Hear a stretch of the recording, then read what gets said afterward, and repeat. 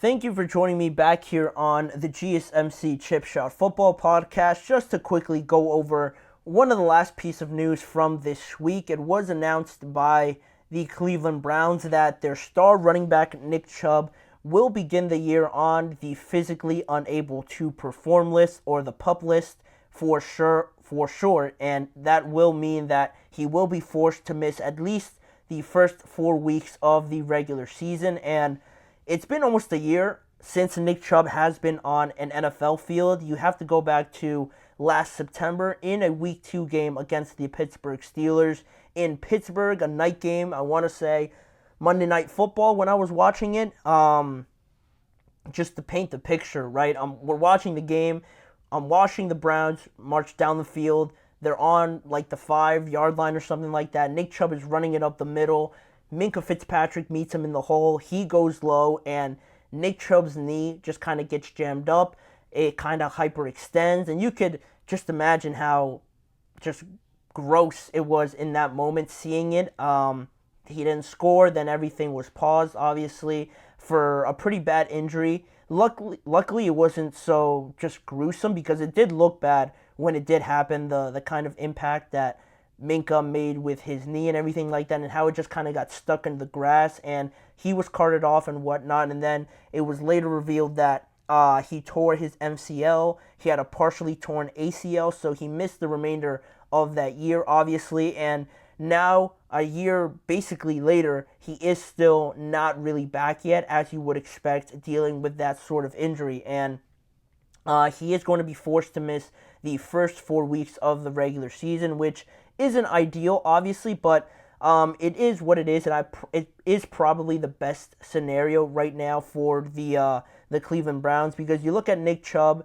a 28-year-old Nick Chubb, still, I believe, not considered old for a running back. I don't consider a running back old until he's like 30 or 31 at least, but 28, and just based on what I've seen from Nick Chubb, and I'll go more into that in just a second, but he has yet to practice with the Browns so far, obviously. So it was announced yesterday that he was going to be on the PUP list, and the earliest he can return from, obviously, those 4 weeks is on October the 6th, when the Cleveland Browns visit the Washington Commanders in Week 5, but it could be a little bit longer. You don't know how he is still going to recover from that knee injury, what his level of preparedness will be by Week 4. You hope that he comes back in Week 5, but again, that's just the minimum requirement. It doesn't necessarily mean that they're projecting him to be ready by that time, if that makes sense, right? That's just the rules that you have to follow with having a player start the year on the PUP list. So it could be longer. Hopefully it isn't that much longer before we see Nick Chubb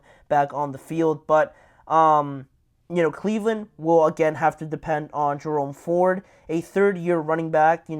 Last year there was this sort of panic mode around not having Nick Chubb actually there for the majority of the season. But then you have this guy, Jerome Ford, come in, and it did take a little bit of time to get into the groove of everything. But from just a stats standpoint, in 2023, he recorded over 1,000 yards from scrimmage, and he did play pretty well overall, albeit not to the same level of Nick Chubb, but being able to make the playoffs and not drop such a massive amount of ability and talent and production you get from that position, just because Jerome Ford did a very good job of stepping up. And also this year, in that running back room, I'm sure they're going to rely on a guy like Pierre Strong Jr., D'Onta Foreman as well, are there in case Jerome Ford needs to step off for a player. So I'm sure they're going to use all three of those guys,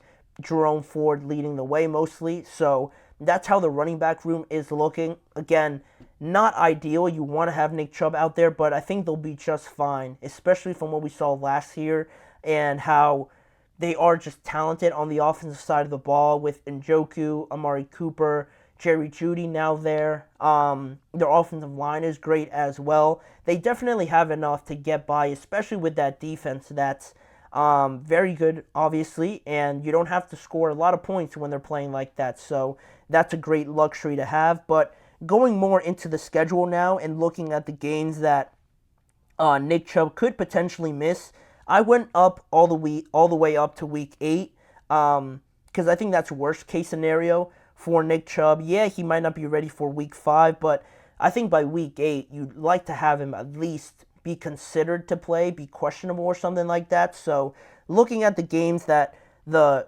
Browns have up until that point in week 8 in their schedule, Nick Chubb is going to miss the first game of the season, obviously, in Cleveland when they host the Dallas Cowboys.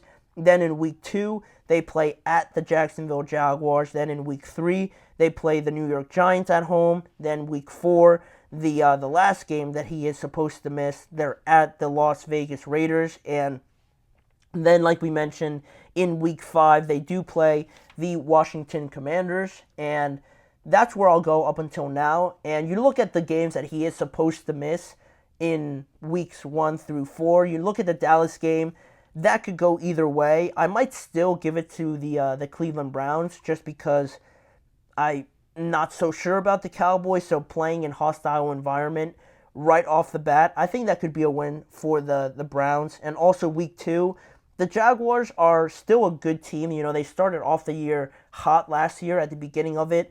They were they were the number 1 team for a good amount of weeks to start the year last year in Jacksonville. It's another one that could go either way, honestly. The big thing with the Browns to me is Deshaun Watson and how well he is playing or how bad he's playing for the Browns. But I'd like to think this is a win for the Browns just because, again, I like their team a little bit better than the Jaguars. So we're going to go with a win there. Then the Giants, it's going to be a win in Cleveland. That's enough of that. Then week 4 at the Las Vegas Raiders. Again, it's another game where I feel like the Browns can win because the Raiders, while it is in Las Vegas, they are at home. You know, Gardner Minshew, what is that situation going to look like? Is their offense going to be running at a consistent level that is at least good enough to compete with the Cleveland Browns?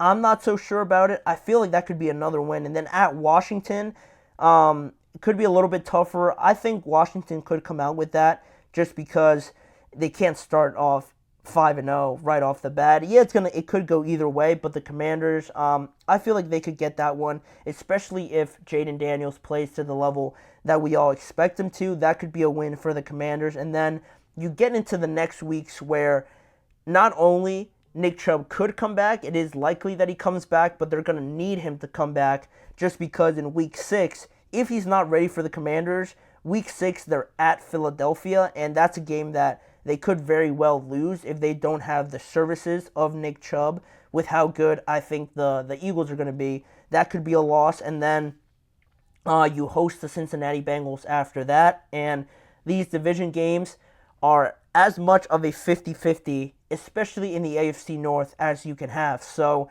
hosting the Bengals and how close those games are, that could be another loss as well for the Cleveland Browns. And then in week 8, if you still don't have Nick Chubb, you host the Baltimore Ravens in week 8, and having Derrick Henry, Lamar Jackson coming in there with that offense, it's going to be a nightmare for anybody to play. So you'd like to kind of counter that with having your own great running game as well with Nick Chubb. So they're going to need him to come back, especially for those games. Week 6 through 8 are pretty tough for them in terms of who they're playing and just the level of offense you're going to need in those games, especially with how good the other team's offense is. But that is still down the line, and hopefully Nick Chubb comes back by then. I don't think it'll be longer than that. I'll be shocked if it's longer than the first 8 weeks, because then you start thinking it's a lot more serious than initially thought of. But just to kind of go over Nick Chubb, you know, the dominance that he brings, a 4-time Pro Bowler,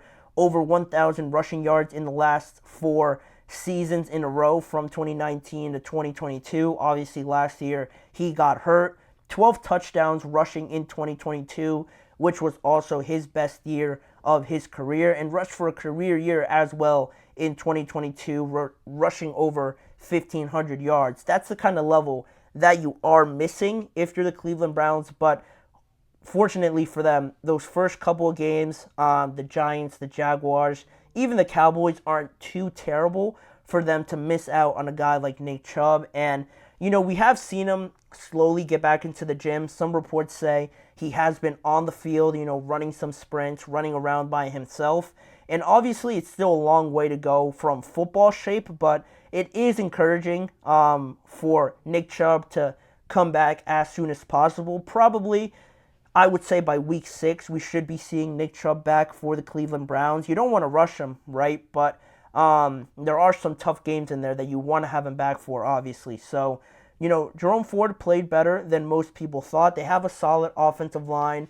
I think they're going to do just fine. If anything, the question is going to be Deshaun Watson because of just obviously not having Nick Chubb. But if Deshaun's not playing at the level that you are paying him to play at, you're going to have even bigger problems on your hands than just when Nick Chubb's going to come back. So that's pretty much it. That's the update on Nick Chubb. We won't see him for the first month of the season, but hopefully for Chubb and the Browns, he comes back rather quickly. But that'll pretty much wrap it up on today's show. Thank you guys for hanging around for this last hour on the GSMC Chip Shot Football Podcast. Please remember to like, follow, and subscribe to the show, as well as checking out the both YouTube channels, the GSMC Podcast and the GSMC Sports Network channels on YouTube, to catch more content around this show in a variety of different forms on both of those channels. And also, please remember to follow the network on all forms of social media. And to catch more live episodes, check out both channels each weekday at 6:30 p.m. Eastern Time for more NFL storylines, discussions, and covering everything there is to cover around football with me, Manny Maradiaga, as your host. Thanking you for joining me, and I hope to see you back here again with me tomorrow.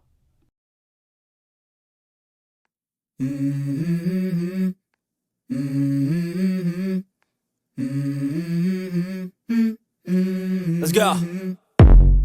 I wake up to a little bit of drool on my pillow, feel like it's gonna be a bad day. Yeah, I'm tired of shit, and the coffee ain't hit yet, damn, ain't that great. I don't wanna go to